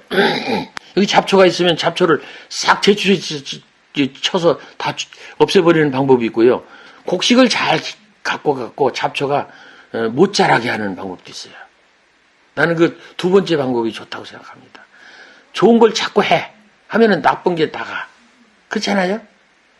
그래서 이런 그 식물적이면서도 이 점진적이고 이런 아름다운 방법이 있다고 저는 생각해요. 저는 인생을 그렇게 살으려고 노력을 합니다. 이노베이션 막 확 뒤집어버리고 이렇게 물 따라버리고 그게 아니고 물 속에다가 자꾸 다른 맑은 물을 집어넣어서 내 컵에 있는 물이 더 맑아지기를 바라는 그런 노력. 네. 그것이 피차 생명의 위협이 없고 아름답고 좋다고 생각합니다. 또 말씀하시죠? 알겠습니다. 예, 굉장히 많은 질문이 오고 있었습니다. 네. 지금 질문해 주신 분은 꾸미꾸미님이셨고요. 그 다음에 김효정님께서 이런 질문을 해주셨습니다. 세상은 참 괴롭다고 생각합니다. 세상을 아름답게 믿는 것에 대한 마음이 흔들리신 적은 없으신가요? 이런 질문을 주셨습니다. 있죠. 있죠. 때때로 저는 가끔 마음이 지옥일 때가 있어요. 제가 지금 현재 51권째 시집이 출판사에 들어갔고요. 52권째 시집을 지금 쓰고 있어요. 근데 51권째 시집의 그 임시 제목이 마음이 지옥일 때입니다. 마음이 지옥일 때. 근데 아마 출판사에서 바꿀 겁니다. 그렇게 하면 책이 안 팔리니까 틀림없이 바꿀 거예요. 근데 있지요. 후회해 본 적이 있고 그리고요. 자기가 용서 안 되는 때가 있어요. 저도 그렇습니다. 제가 용서 안 되는 부분이 있어요. 그리고 많이 창피해요. 제가 그 13살까지 자서전을 썼어요. 이제는 잊어도 좋겠다라고 썼어요. 이제 그 뒤에 이제 우리 집사람 만나게 29살인데 14살부터 29살 때까지 또 써보려고 지금 하고 있는데 그 제목이 그것도 중간에 바뀔지 모르겠어요. 그런데 제가 지금 현재 생각하고 있는 제목은 그렇습니다. 부끄럽지만 말하겠다입니다. 부끄러워요. 자기 자신에 대해서 부끄럽지 않은 사람이 어디 있어요? 잘못한 일이 없는 사람이 어디 있어요? 어렸을 때 똥 안 싸는 아이가 어디 있어요? 저보고 어렸을 때 기저귀 안 찼다고 말하면 그 거짓말이죠. 어렸을 때 다 똥싸배기 아니었어요? 그런데 지금은 내가 스스로 그걸 안 할 수 있는 사람이 됐으니까 다행스럽고 고맙잖아요. 그 얘기예요. 그래서 그때 얘기를 하려고 그러면 부끄러운 거예요. 우리에게는 얼마나 많은 결함이 있습니까? 그래서 후회한 점 많고요. 그럼에도 불구하고 저는 늙어서 많은 것을 용서하려고 노력을 하고 그리고 용서받고 싶습니다. 나의 제자들에게, 나의 자식들에게, 그리고 우리 집사람한테 용서받고 싶습니다. 날마다. 하나님만이 아니고, 하나님한테 더 바랄 것도 없고, 가족들에게 용서받고 싶습니다. 네. 또 말씀하시죠? 예, 지금 제자 말씀을 하셔서 갑자기 생각이 났는데, 나태주 시인께서는, 박목월 시인의 제자이시라고 알고 있습니다. 제자가 아니고 내 혼자 제자입니다. 제가 한양대학을 안 나왔고요. 예. 그분한테 추천을 받았는데 15살부터 박목월 선생을 마음속에 품고 살았어요. 어떨까요? 미안합니다만 대학에서 4년 딱 배우고 그 사람을 잊어버리는 사람이 제자일까요?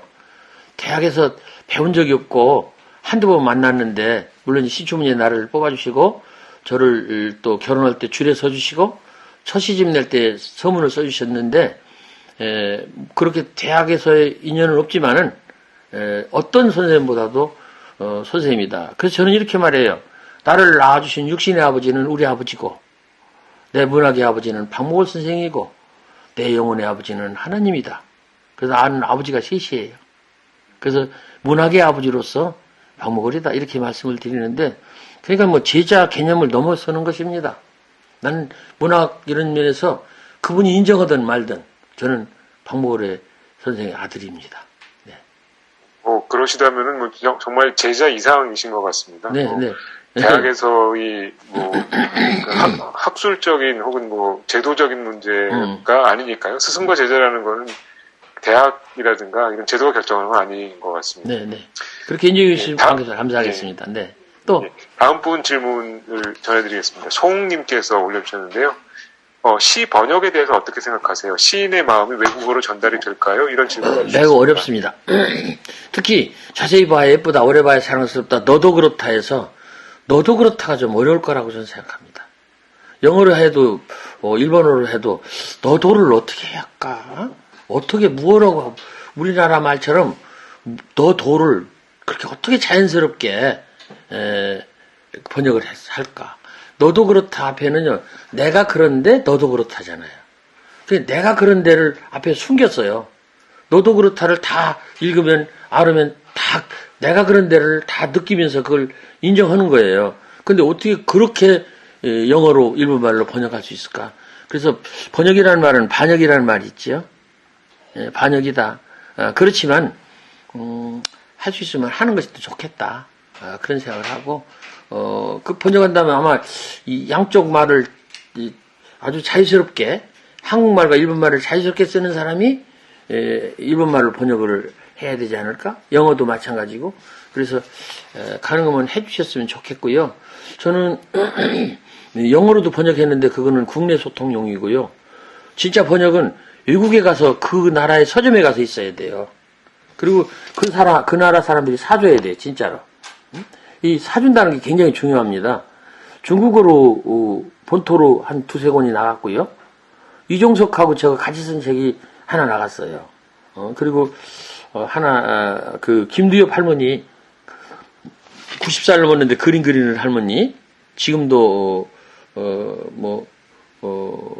언제나 그대처럼 뭐 하여튼 그런 책인데 그 책이 중국으로 나갔고요. 대만으로 3권 정도 나갔고 일본으로 한 4권 정도 나갔습니다. 그리고 인도네시아 나갔고 태국으로 나갔고.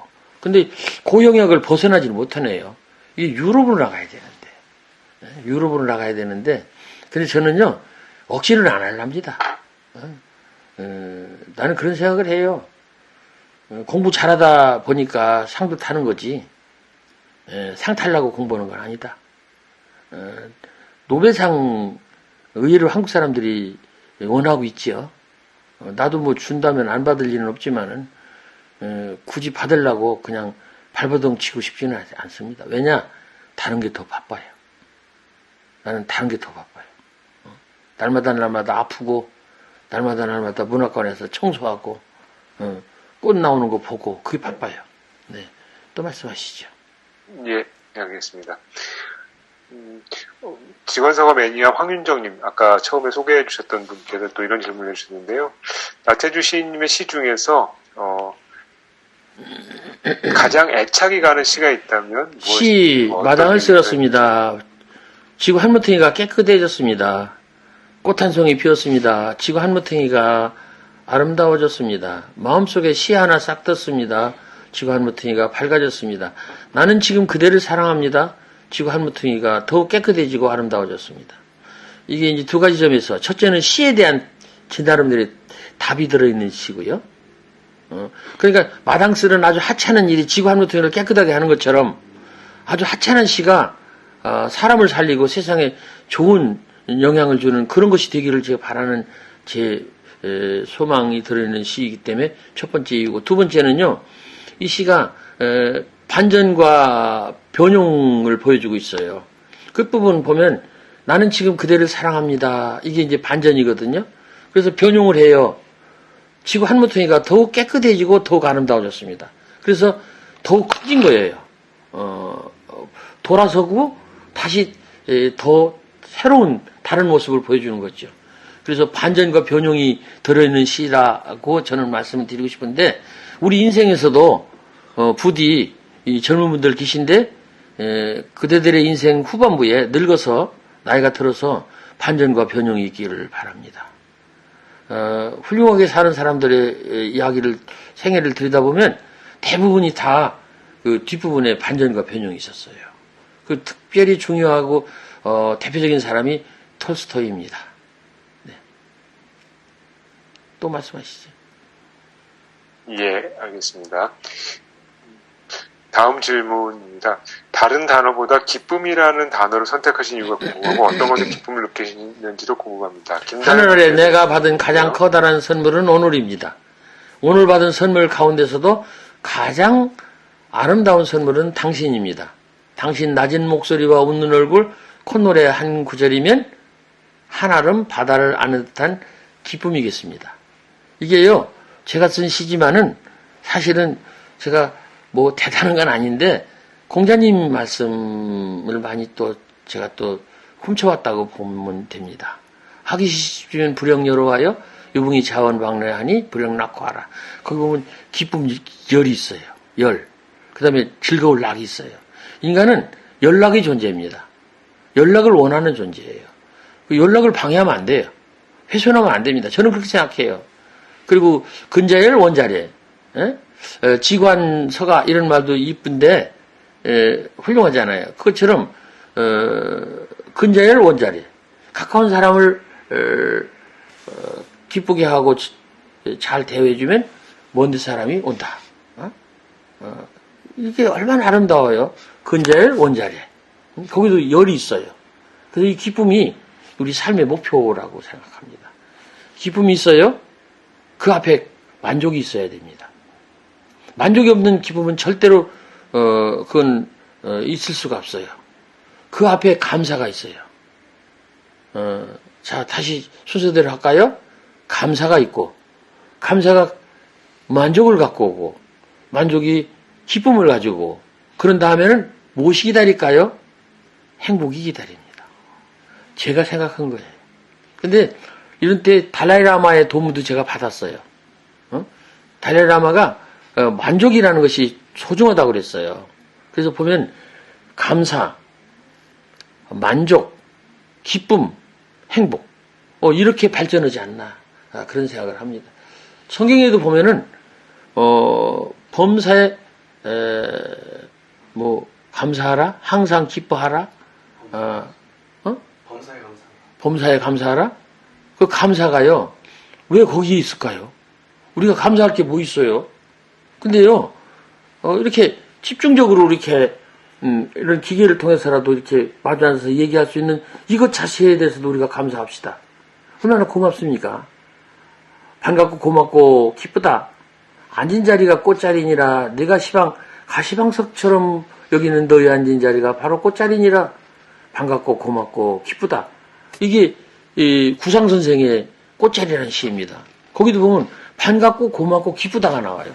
결론이 기쁘답니다. 놀랍지 않습니까? 기쁘다. 공자님의 결론이에요. 구상선생의 결론입니다. 성경에서 세 가지를 권하는데 그 중에 하나가 기쁘다예요. 감사와 기쁨과 기도. 근데 그 중에 하나가 기쁨이에요. 난초이파리 하나가 허공을 향하여 몸을 기댄다. 허공도 살그머니 휘어지면서 난초이파리를 보듬어 안는다. 그 둘 사이에 사람인 내가 알지 못하는 기쁨의 강물이 흐른다. 이게 제가 쓴 기쁨이라는 시입니다. 이걸 가지고 백담사에서 상을 주셨어요. 부처님이 계신 백담사에서. 그런데 이 시를 또 신부님들이 좋아합니다. 이 시를 또 교회 목사님들이 좋아하세요. 그러면 이게 우리가 이게 참 중요한 얘기예요. 부처님이 좋아하는 시니까, 스님이 좋아하는 시니까 신부는 읽지 말아라. 그런 게 아니에요. 그런 게 어디 있어요. 나는 그렇게 생각해요. 이 종교 간에 너무 이렇게 그렇다고 하라는 게 아니라 미워하고 하는 것이 제일 나빠요. 프란시스코 성화도 말씀하셨잖아요. 제일 나쁜 것이 뭐냐? 타종교를 비난하는 것이다. 왜 비난해요? 지나 잘하지. 니나 잘해. 그래서 천주교에서 또 이렇게 권하는 것은 평화 아닙니까? 평화. 네. 또? 다 멋진 말씀이시라 제가 평소에는 요약을 하는데 요약을 하는 게 거의 불가능한 것 같습니다. 다음 질문입니다. 네. 다음 질문입니다. 가끔 노래를 들으면서 시만큼이나 위로를 받는 경우가 있습니다. 시인님은 어떤 노래를 가장 좋아하실까요? 어떤 이유에서일까요? 노래는 그냥 노래가 아니고요. 가장 좋은 시가 노래가 됩니다. 유행가도 마찬가지예요. 연분홍 치마가 봄바람에 휘날리더라. 이런 노래도 가장 좋은 시입니다. 그 엄마를 위해서 써줬다고 그래요. 작사자가 엄마의 청춘, 엄마의 지나간 아름다운 것을 회상해서 써줬다고 그래요. 시인들이 가장 좋아하는 노래가 봄날은 간다입니다. 그 끝구절이 어떻게 했어요?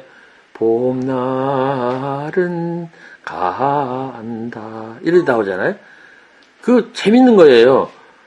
엄마를 위해서 써줬대잖아요. 엄마가 지금 봄날이 가고 있나요? 갔지요.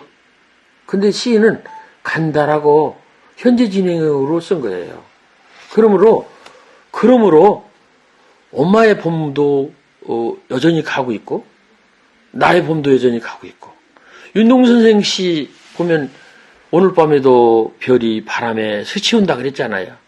그게 100년 전 가까운 그런 시대에 제가 지금 8세니까 그 양반이 28세에 돌아가셨으니까 보태기 하면 더하기 하면 윤동선생 나이가 나올 거예요. 제가 태어나던 해에 돌아가셨으니까. 근데 그때 별이 바람에 스치우는 것이 지금도 스치우고 있잖아요. 그래서 아름다운 것은 늘 현재 진행형이다. 그렇게 생각합니다. 그래서 시 속에 살아있어요. 그 현재 진행형이 살아있습니다. 그래서 우리는 배우고 작고 나약한 존재이지만은 그런 존재, 그런 대상, 그런 시적인 그런 성취를 통해서 그 봄날은 간다를 통해서 그 작사자의 마음이 지금도 살아있잖아요. 윤동 선생의 마음도 여전히 살아있고요. 제가 욕심일까요? 내가 세상에서 사라진 뒤에도 내 마음이 살아있기를 바랍니다. 좋은 말씀이셨습니다. 사실 저희 철학자들은 그런 얘기를 많이 하거든요. 플라톤은 죽었다고 사람들이 말하지만 우리에겐 여전히 플라톤이 살아있다라고 말하는데요.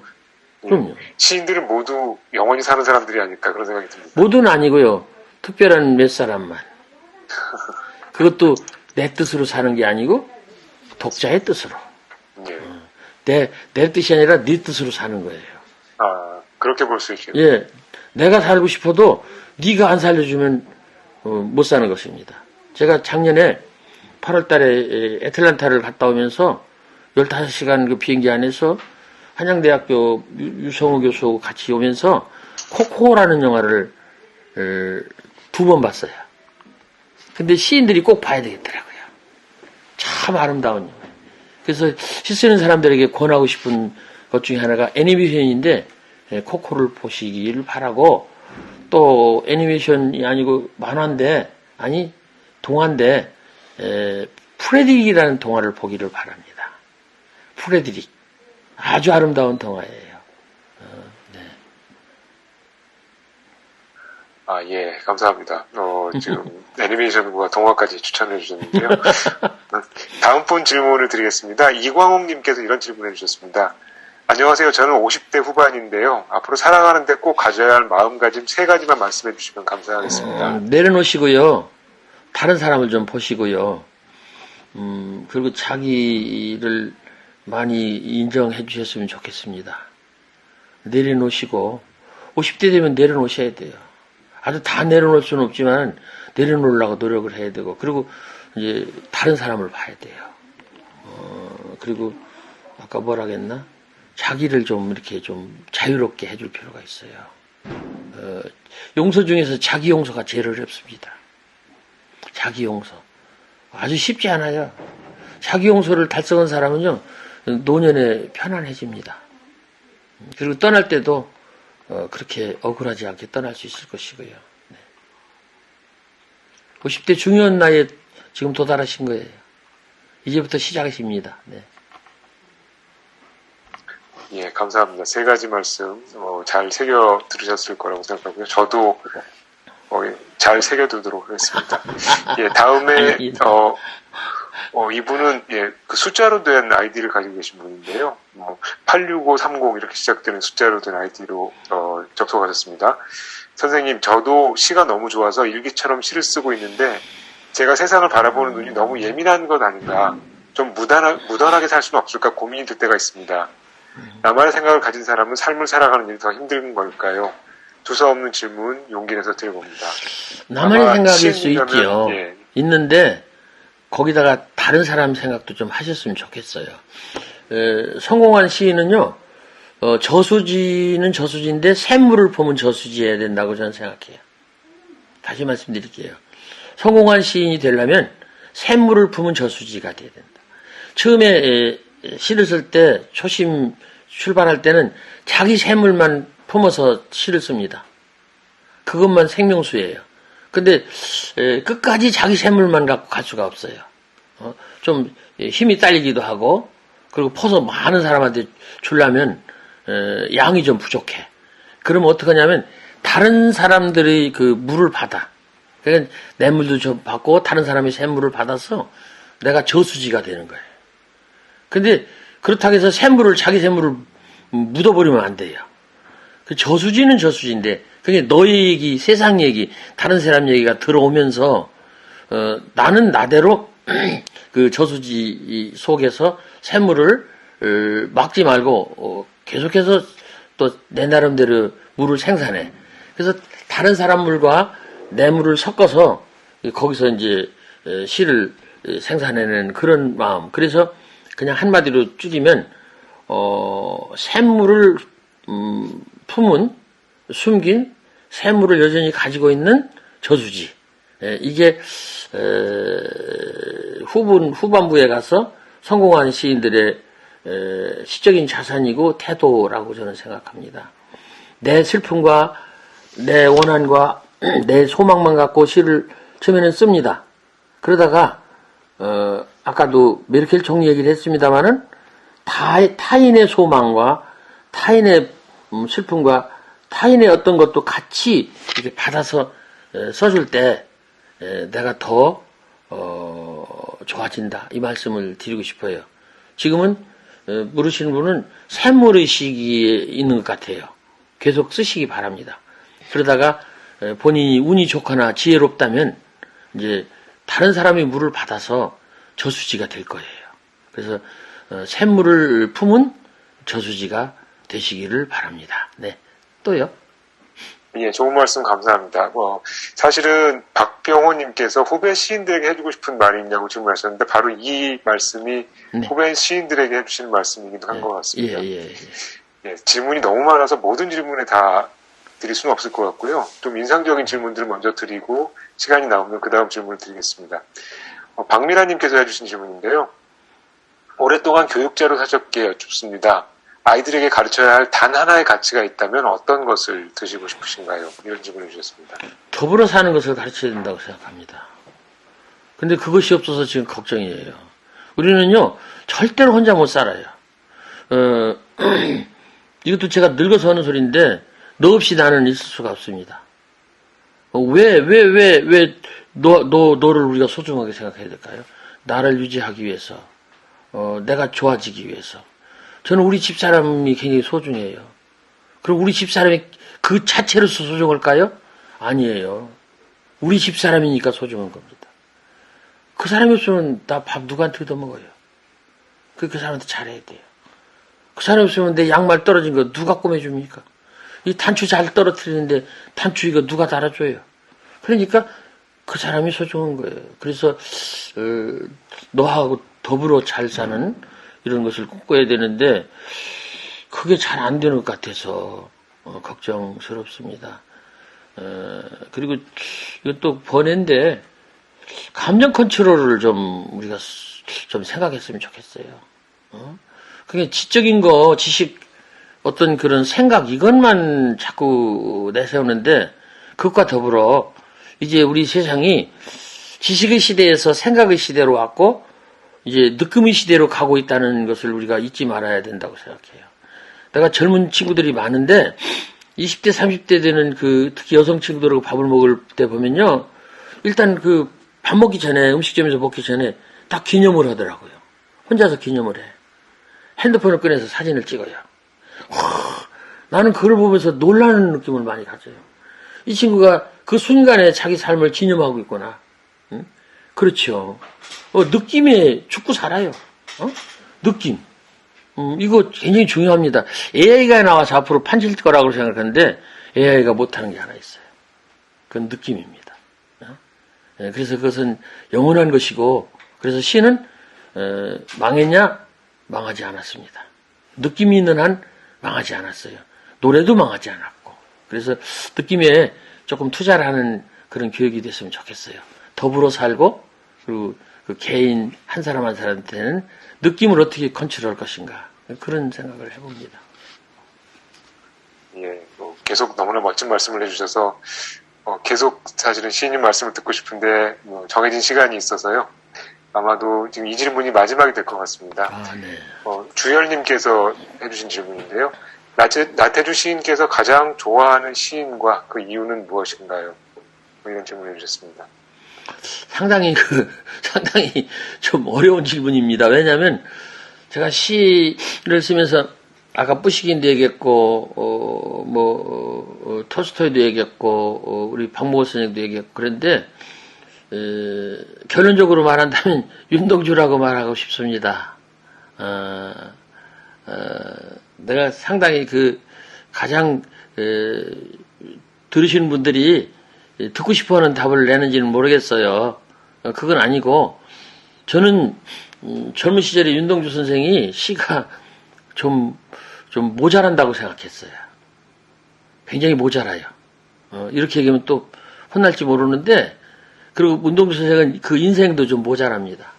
28살에 돌아가셨고, 아버지도 안 됐고, 애인도 안 됐고, 남편도 안 됐고, 할아버지는 더욱 안 됐고, 직장인도 안 됐고, 아무것도 안 되고 그냥 미완성으로 끝난 사람이에요. 그 시도요, 전집을 이렇게 보면요, 상당히 미완성인 시가 많아요. 그렇죠. 28살이니까, 그럴 수밖에 없죠. 그런데, 윤동주 선생 시를 보면 그 안에서 그렇게 미완성인 상태로 계속 진화하고 있는 것 같은 느낌이 들어요. 그렇죠. 사람도 사라지고 시도 그냥 인쇄에 대해서 있는데 계속 발전하고 있다는 생각을 갖고 있는 거예요. 윤동주 선생 시가. 참 그게 희한해요. 저는 어렸을 때는 윤동주 씨가 좀 그냥 그저 그렇게 보였어요. 나이가 들을수록 윤동주 씨가 다시 보이는 거예요. 잘 썼다는 건 아니에요. 완성됐다는 거 아니에요. 우리가 따라갈 수 없는 그런 면을 갖고 있어요. 윤동주 선생 씨가. 아까도 말했지만 죽는 날까지 한 점 부끄러움 없기를 입새에 있는 바람 하나에도 나는 괴로워했다. 이게 사실 뻔한 소리입니다. 앞에 죽는 날까지 하늘 우러러 한 점 부끄러움 없기. 이게 그 맹자의 그 삼락 중에 이제 일락에서 나온 말이거든요. 그 김약연이라고 자기 외삼촌한테 들은 얘기를 거기다 쓱 쓴 거예요. 근데 이보다 더 좋은 문장이 없어요. 별을 노래하는 마음으로 모든 죽어가는 것을 사랑하지. 이거는요, 정말로 놀라운 얘기입니다. 그리고는 나에게 주어진 길을 걸어가야겠다. 이렇게 또 당당할 수가 없어요. 오늘 밤에도 별이 바람에 스친다. 이렇게 미래지향적일 수가 없어요. 참. 그래서 이 윤동주 씨는 계속 내 마음속에 들어와서 진화하는 시인이다. 그래서 내 마음속에 들어와서 영원히 사는 그런 시인이다. 그렇게 생각이 됩니다. 그래서 결론적으로 윤동주라고 말을 할 수밖에 없네요. 네. 내가 나태주, 윤동주 주자가 닮아서 그런 건 아니고요. 윤동주 선생이 2월 16일에 돌아가셨어요. 1945년. 저는 1945년 3월 16일에 태어났어요. 그래서 한 달 사이로 한 분은 죽고 한 달 후에 태어났어요. 그래서 그런 분이 있었구나. 너무 마음이 아프고 감사하고 고맙고 가득하고 훌륭하고 좋습니다. 네. 이제 우리 이별할 시간입니다. 이제 처음에 답변을 하실 때 여러분이 원하는 답인지 모르겠지만이라고 말씀하셨지만 제 생각에는 이런 답이야말로 정말 노시인의 통찰이 담긴 답이 아닌가라는 생각이 듭니다. 말씀 듣고 나니까 저도 윤동주를 한번 다시 읽어봐야겠다는 생각이 들 정도네요. 윤동주는요, 우리에게 윤동주가 있다는 것은 세종대왕이 있었고, 단군이 있었고, 윤동주가 있었고, 이순신이 있었고, 안중근이 있었고, 김구가 있었고, 이게 우리의 축복이라고 저는 생각합니다. 네. 예, 아까 말씀하신 대로 이제 아쉽지만 작별해야 될 시간이 된 것 같습니다. 시인께서 마지막으로 여기 오신 분들께 사실은 지금 현재 참가자가 150명인데요. 네. 제가 본 중에서 가장 많은 분들이 와주셨던 것 같습니다. 네. 그래서 이 많은 분들께 마지막으로 한 말씀 해주시면 감사하겠습니다. 네. 봄길 민들레가 웃고 있었다면 당신이 먼저 웃고 있었던 것이다. 새가 울고 있었다면 당신이 마음속으로 노래하고 있었던 것이다. 세상이 이뻐 보인다고요? 그렇다면 당신 마음속에 들어있는 세상이 예뻤던 것이다. 네. 이 말씀으로 이 봄 맞이하면서 말씀을 대신하고 싶습니다. 민들레가 괜히 웃지 않습니다. 내가 웃으니까 웃습니다. 여러분, 민들레 보고 웃으실래요? 그러면 민들레도 웃어줄 것입니다. 새가 노래를 해요. 괜히 노래하지 않습니다. 우리가 먼저 마음속으로 노래하면 새가 노래를 해줄 것입니다. 세상이 이뻐 보인다고요? 그렇다면 당신 마음속의 세상이 먼저 예뻤을 것입니다. 저도 그런 봄을 맞이하고 싶습니다. 이 시는 아까 제가 읽은 시는 시집에 안 들어간 시예요. 아마도 52번째 시집쯤에 들어갈 것입니다. 네. 봄길이라는 시였습니다. 네.